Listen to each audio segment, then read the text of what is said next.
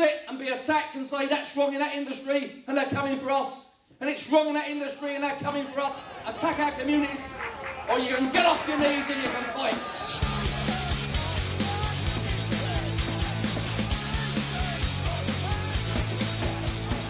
I want to start though by congratulating the organisers. I mean, I've been coming to TUC for ages. This is a fantastic turnout on the march, and people should be really proud of the efforts that they've made to come here today to let the TUC know what you and your members think. Dee Luxford, PCS Bristol. Serena Chung, PCS Brighton. I'm here because I strongly believe that we need coordinated action to defeat the government, and the TUC should be calling for a one-day general strike. I second that. So if Unison could be taking action, if the NUT and NES UWT could be taking action, if UCU could be taking action, and PCS could be taking action, and we call for a ballot of all those in the middle of a 4-year pay freeze in the public sector to take action this autumn.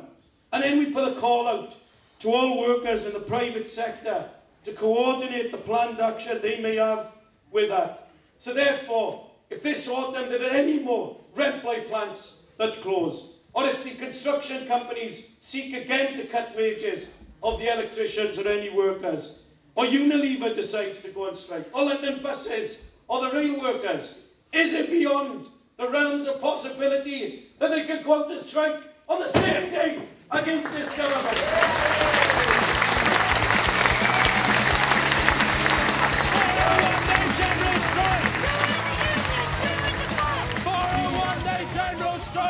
The PCS view is quite clear, that the best way to defeat the government is to have mass coordinated action of the public and private sector, a general strike, as soon as we can get it to professional organisation.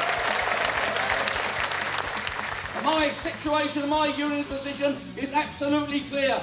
When we want the General Council to consider Resolution 5, which in my view will be passed, is not just to consider it and dump it, but to name a day as quickly as possible after October 20th and get on with it.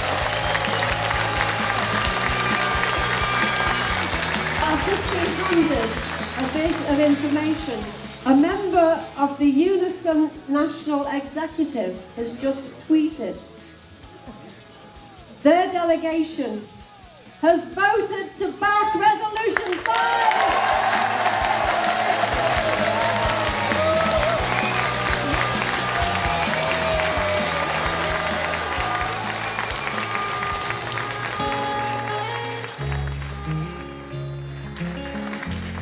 Comrades, and one of the reasons that the POA put this resolution forward was because of what Mark has just outlined of rent-ply workers.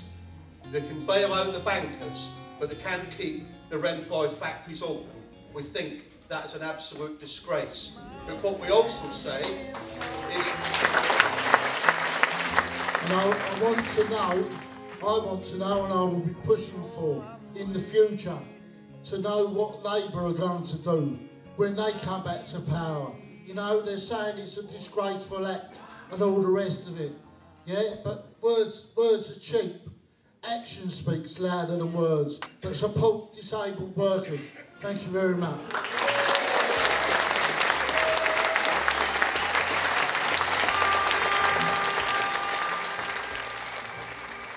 And be one voice through the trade union movement, irrespective of industry. That's what the message should be this week to this coalition government, that you've threatened us enough, and we will now take up that mantle and threaten them with the prospects of a general strike. That's what we should be saying loudly and clearly. We shouldn't be embarrassed to do it, because they're not embarrassed to kick us to death and kick vulnerable people in society to death. As a Brighton resident, I'm pleased to welcome this NSSN mobilisation to our city, a city that has shown a huge response to the strikes and battles so far. All Unison Service Group executives were put under pressure to recommend acceptance of the changes to the local government pension scheme to members. But in higher education, where the left made gains in the recent elections, we resisted this instruction and gave members our honest opinion that the changes were unfair, unnecessary and should be rejected. This outcome was swept under the carpet nationally, but it was significant. The bureaucracy has lost a rubber stamp, and just as activists in the PCS heroically pried their union from the grip of a right-wing bureaucracy a decade ago, activists in unison can and must use every avenue available to us to reclaim our union. My name's Helen O'Connor, I'm a Unison Steward, I'm also an NHS nurse, and I'm here today lobbying the TUC because I'm fed up with patients suffering benefits attacks, housing attacks, NHS cuts to services. They're really suffering, it's not fair, and the unions and the workers need to use our industrial might to fight back against this. I'm Roger Bannister, I'm a member of Unison's National Executive Council, but I'm not on the delegation at the TUC this year. And I've come down to lobby the TUC, particularly in support of the call for a 24-hour general strike. There's a shift in things now, and Unison hopefully are going to fall in behind the other left unions and back the call for a 24-hour general strike, which is badly needed. Thank you, fellow sisters and comrades, and it's a great privilege to address this gathering. The NSSN actually arose because a motion was put through the RMT. Together, the best forces in the trade union movement in one body that was not just capable of leading demonstrations and walking down with placards, but actually of organising, if necessary, industrial action right across the piece in all of our different trade unions.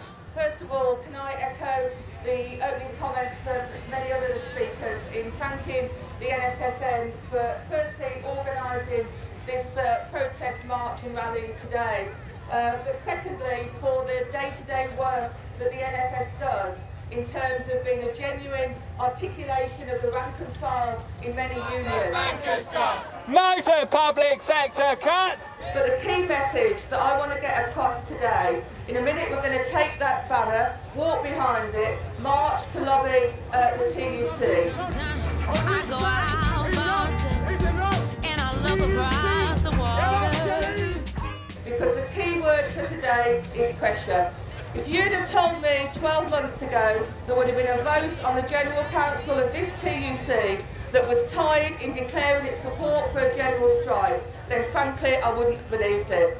And I think it's a sign of that when pressure is applied to union leaderships that they feel they respond to that pressure. Our day will come and we'll have it. Alone is not enough. And that's why the message that we're bringing today has got to be that all that campaigning around October the 20th is not to let off steam, it's to provide a springboard to coordinated national action and towards a 24-hour general strike that can really make this government take notice.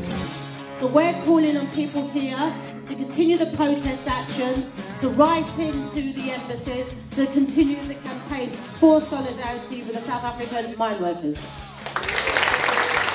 What we've decided as rank and file is you can stick your injunction, you can stick your anti-trade union laws, because we're walking out anyway. I deal from the top of the packs.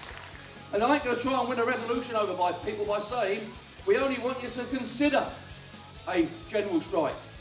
We're making it clear as far as we're concerned, it's the only option is a general strike. And comrades, I leave you with this thought. George Osborne roundly booed at the Paralympics. This morning we're hearing about stalking horses and Boris Johnson prepared to challenge the Prime Minister. Now that tells me the Tories are having some internal difficulties. The greatest thing we could do on behalf of the people of this country is when they're down, kick them